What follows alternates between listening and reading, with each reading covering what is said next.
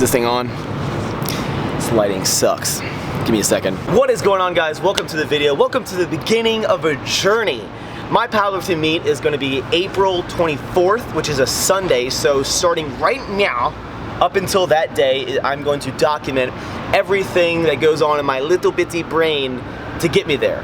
Now, I'm gonna make this into a series, which I know a lot of people like, and it's cool to kind of follow along. I'm gonna put it in its own playlist and everything like that. So if you're stumbling across this is episode 1. Watch them all, and hopefully this can help anyone preparing for their first meet, or just a meet in general. So this is my third powerlifting meet. I have done 2 full meets, and I've done 1 just deadlifting meet. This is gonna be with the USAPL, and I'm very, very excited. Now, I currently train in a conjugate style, which kind of always has me prepped to lift very heavy. So I don't really train in a linear training style, and I considered switching to a linear style, maybe like Johnny Candido's 6-week training. I thought about starting next week. I talked to Simon, who is my pseudo coach and my good friend. He advises against it. Really, for the powerlifting meet, I'm planning on just kind of training normal up until about 3 or so weeks before, and then you kind of change a little bit of things. You work on your openers, you work on kind of just really dialing in for the meet. So at this point, this week, I'm still gonna continue to train like I normally would in the conjugate style. Next week will be officially 6 weeks out. I might switch to something linear, I don't know. While this is working and conjugate is great for meet preparation, I am also open to experimentation. So you never know. But I'm excited to take you guys along this journey. I think this will be great to hold me accountable, and hopefully we can hit some PRs, right? So I welcome you to the first video in the Powerlifting Prep series. The Powerlifting Prep. That's the title, that's the series. Love it or hate it, welcome. Enjoy the video.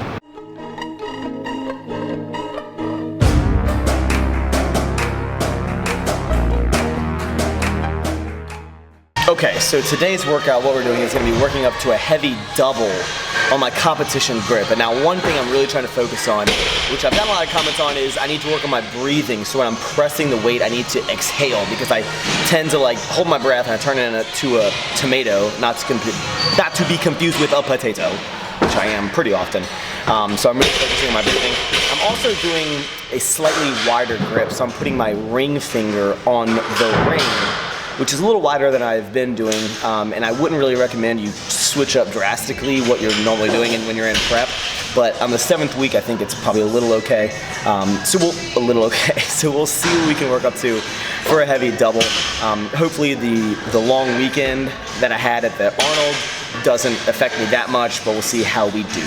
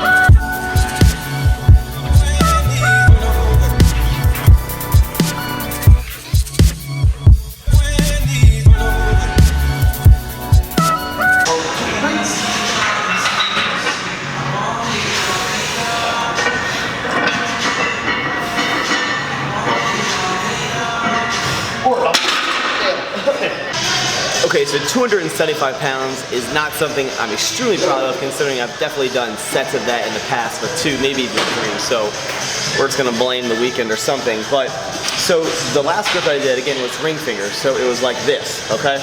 Right on the ring there.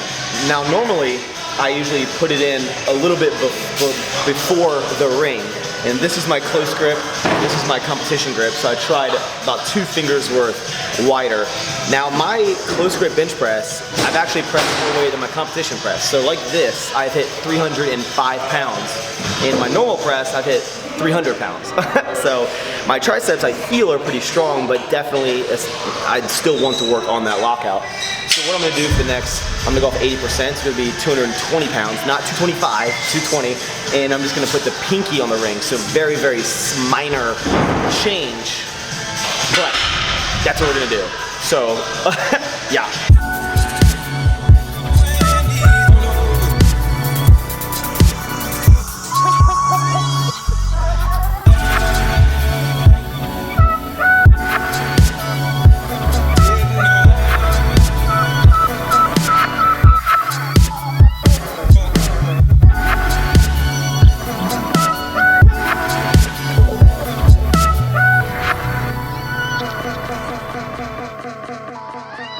Okay, so the 220 pounds for 3 sets of 5, which was 80%, moves pretty fast. So I do think that it is advantageous for me to have a narrower grip than maybe most people, and I do have long arms, but I've been training for so long in a narrow-ish grip that I don't think changing that right now is gonna benefit me at all. Maybe if I train for a little longer in that grip, then I can get stronger at it, but right now I feel like my triceps are pretty strong. After that, I move into a 5x5 of the close grip, and you'll notice how fast this 225 pounds is moving, right? So I went up 5 pounds and the speed is pretty much the same, even though the range of motion is larger, right? So it's a clear indentation, clear indicator that maybe a slightly narrower grip is beneficial for me because it's how I've been training. From there, we are just gonna move in to some volume work, still focusing around the triceps primarily. So I'm doing a slightly kind of neutral grip almost dumbbell bench press with the 90 pounds for about 4 sets of 10. So again, after the maximum effort, we go off of about 80%, then we move into still in a kind of a strength set, being a 5x5 with a barbell movement generally, and then I like to move into some volume, still get a little more chest volume in there, and then we just hammer out the triceps for the rest of the workout, because again, I do have a decent amount of speed off of my chest on the bench press, so I just want to keep on hammering out the lockout, so when I get into that grind, I can just push through it. Another thing is I'm going to talk about as we go over this prep is, you know, competition rules about, you know, the pause on the bench press. I'm going to talk about if your butt can come off, which it cannot.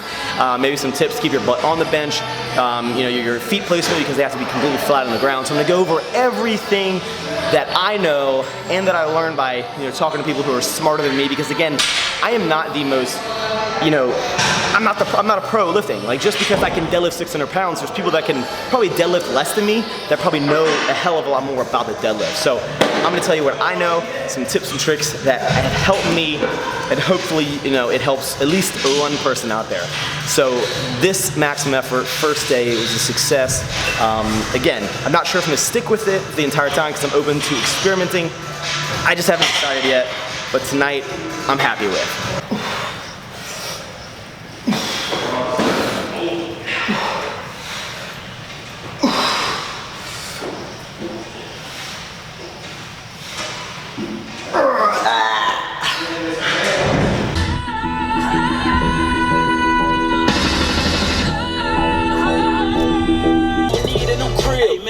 And I'ma make that shake.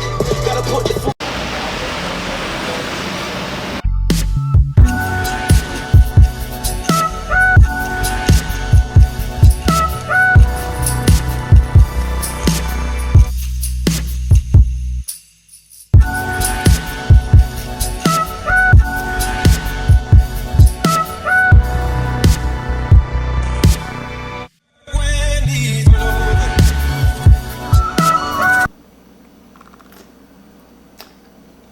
The new MTS Cookies peanut butter with the shake is very good. Link in the description. As far as my competition weight, I'm going to be competing at 181 pounds, and I'll put the kilos right there. So I'm about 177 pounds right now, and I'm not going to diet at all because, again, I just want to go in there as I am now, and again, to show you guys that you can just go in there as you are, because I'm not trying to be a world-class ranked powerlifter, and I'll probably never be. And that's just my opinion on this specific meet, is that I'm not gonna cut weight. Normally I'd compete maybe like the 163, I think it is. I'll put the kilos right there of what my last competitions were.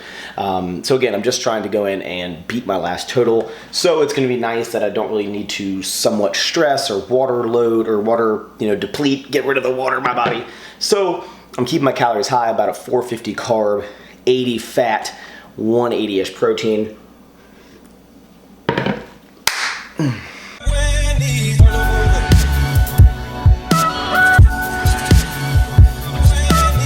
Something that I'm pretty bad at is whenever I get like a check or like cash, I hate getting cash because I buy everything with a credit card, so I get the cash back, so I never even carry my debit card. So whenever I get cash or like a check or something, I just put it in my desk drawer and it just sits there.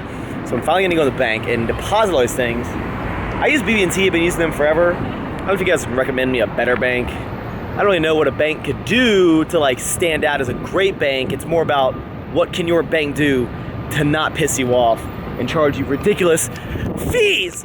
So whenever I go to lunch, I try to run little errands. That's what's great about DC, is that there's just everything in a close proximity, and the weather's so great today. It's like 70 and everyone's just out.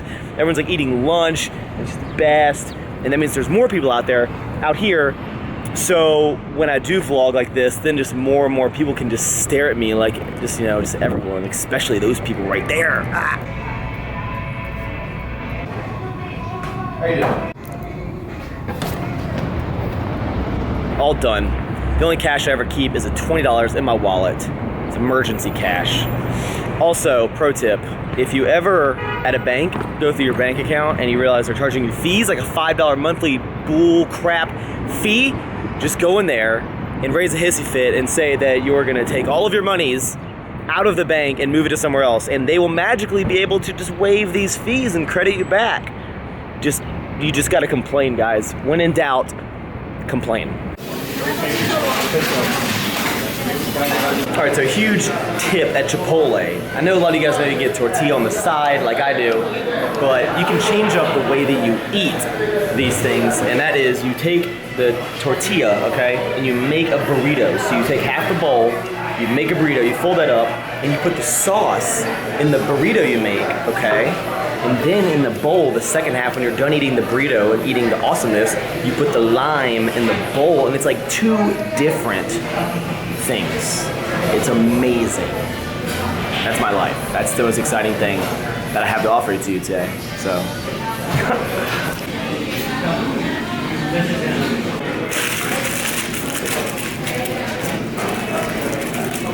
It's a goose. What movie is that from?